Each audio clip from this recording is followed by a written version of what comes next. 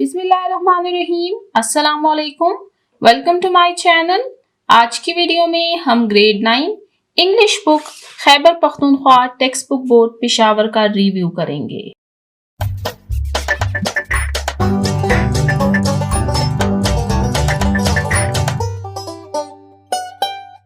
यानी आज की वीडियो में हम ये देखेंगे कि इस बुक में हम क्या कुछ सीखेंगे। तो चलते हैं टेबल ऑफ कंटेंट की तरफ।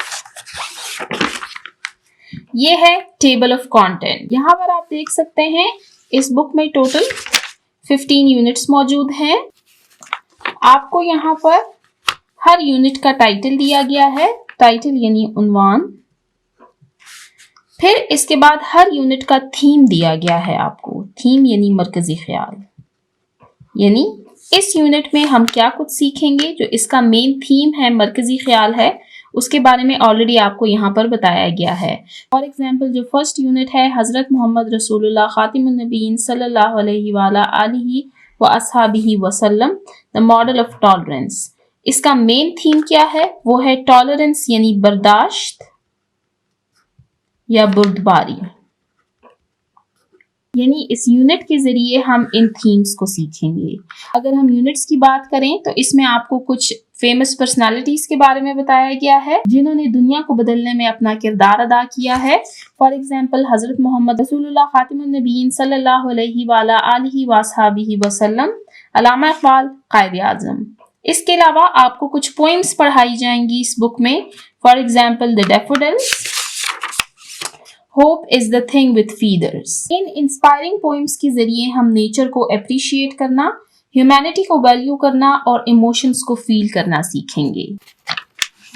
जैसे कि यहाँ पर आप इसका थीम देख सकते हैं, नेचर पोएम, यानी इस पोएम में फितरत पर बात की गई है। इसके अलावा अगर हम यूनिट की क्लासिफिकेशन की बात करें कि हर यूनिट को कितने पार्ट्स में डिवाइड किया गया है, तो वो है 1 2 3 4 5।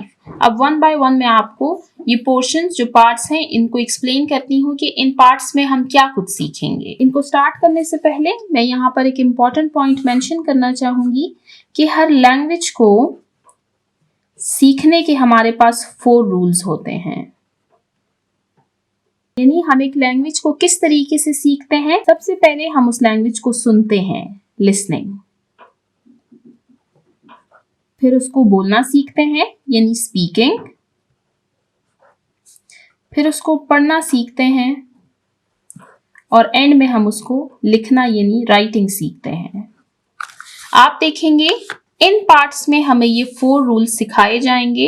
यानी इस बुक को रीड करने के बाद आप मुकम्मल तौर पर इंग्लिश लैंग्वेज को सीख जाएंगे। यानी आप इस काबिल हो जाएंगे कि आप इंग्लिश लैंग्वेज को रीड कर सकें और उसको लिख सकें। फर्स्ट पार्ट है हमारे पास वोकैबुलरी का, अल्फाज का जखीरा। इस पोर्शन में हम न्यू वर्ड्स को रीड करेंगे, उनके इंग्लिश एंड उर्दू मीनिंग्स को रीड करेंगे। इसके अलावा हम डिक्शनरी के इस्तेमाल के बारे में पढ़ेंगे कि आप डिफिकल्ट वर्ड्स के मीनिंग्स को डिक्शनरी में कैसे ढूंढ सकते हैं। इस बुक को स्टार्ट करने से पहले ये जरूरी है कि आपके पास एक डिक्शनरी मौजूद हो। इसके अलावा वर्ड्स की सिनोनिम्स, एंटोनिम्स, उनके पार्ट ऑफ स्पीच और सेंटेंस में उनके यूजेज के बारे में रीड करेंगे। तो यहाँ पर हमारा फर्स्ट पोर्शन कवर होता है। सेकेंड पोर्शन है लिसनिंग एंड स्पीकिंग,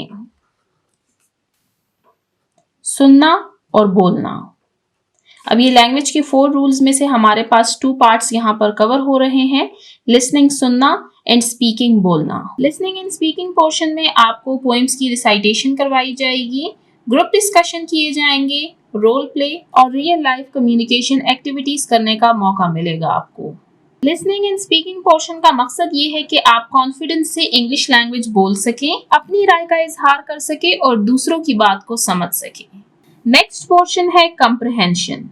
कंप्रहेंशन की पोर्शन में जो टेक्स्ट हम रीड करेंगे, यानी इन यूनिट्स को जब हम रीड करेंगे तो इन यूनिट्स से फिर आपसे क्वेश्चन आंसर्स पूछे जाएंगे। कंप्रहेंशन पोर्शन का मकसद ये है कि जो लेसन आपको रीड करवाया गया है उसकी आपको कितनी समझ आई है।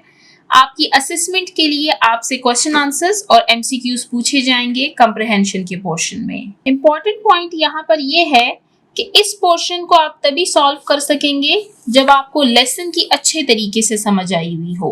अगर आपने इस लेसन को रीड नहीं किया तो आप कंप्रिहेंशन पोर्शन को कभी भी सॉल्व नहीं कर सकेंगे। इट मीन्स कि यूनिट और कंप्रिहेंशन पोर्शन ये आपस में इंटरलिंक्ड हैं।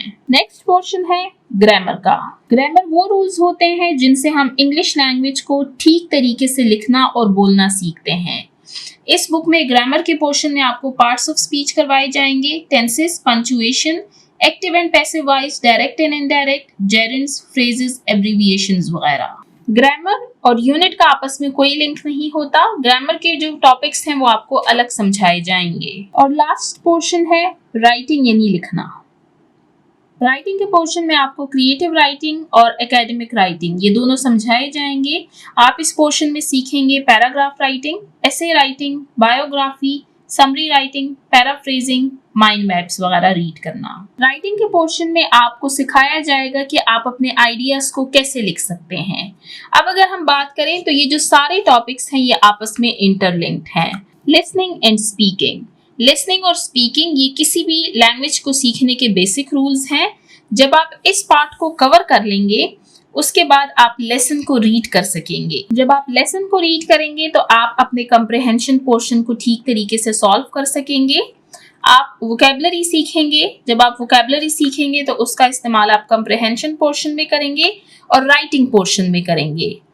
सेकेंडली, जब आप ग्रामर पोर्शन सीखेंगे तभी आप राइटिंग कर सकेंगे, क्योंकि अगर आप राइटिंग करते हैं लेकिन उसमें ग्रामेटिकल मिस्टेक्स हैं तो मे बी आपके टीचर को आपका आइडिया समझ आ सके लेकिन आपकी राइटिंग वहां पर गलत होगी क्योंकि उसमें ग्रामेटिकल मिस्टेक्स होंगी। जब आप ऐसे लिखते हैं, पैराग्राफ राइटिंग करते हैं, बायोग्राफी लिखते हैं या समरी वगैरह लिखते हैं तो जरूरी है कि उसमें ग्रामेटिकल मिस्टेक्स ना हो।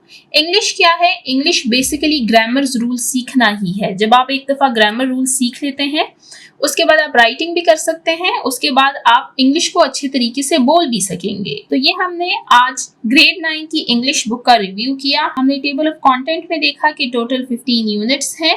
हर एक का टाइटल दिया गया है, हर एक का थीम यानी मरकजी ख्याल दिया गया है और फिर हर यूनिट को 5 पोर्शंस में डिवाइड किया गया है। मैं आपको हर यूनिट 3 वीडियोस में रीड करवाऊंगी। फर्स्ट में हम यूनिट में मौजूद लेसन को रीड करेंगे, सेकंड में हम वोकैबुलरी, लिसनिंग एंड स्पीकिंग और कंप्रिहेंशन का पोर्शन कवर करेंगे और थर्ड वीडियो में फिर हम ग्रामर और राइटिंग के पोर्शन को कवर करेंगे। तो आज की वीडियो को हम यहीं पर एंड करते हैं। इंशाल्लाह नेक्स्ट वीडियो में हम यूनिट नंबर 1 हजरत मोहम्मद रसूलुल्लाह खातिमुन नबीयीन सल्लल्लाहु अलैहि वसल्लम द मॉडल ऑफ टॉलरेंस को रीड करना स्टार्ट करेंगे। जिन्होंने अभी तक मेरे चैनल को सब्सक्राइब नहीं किया, काइंडली मेरे चैनल को सब्सक्राइब कीजिए ताकि हर आने वाली वीडियो आपको टाइमली मिल सके। Thank you.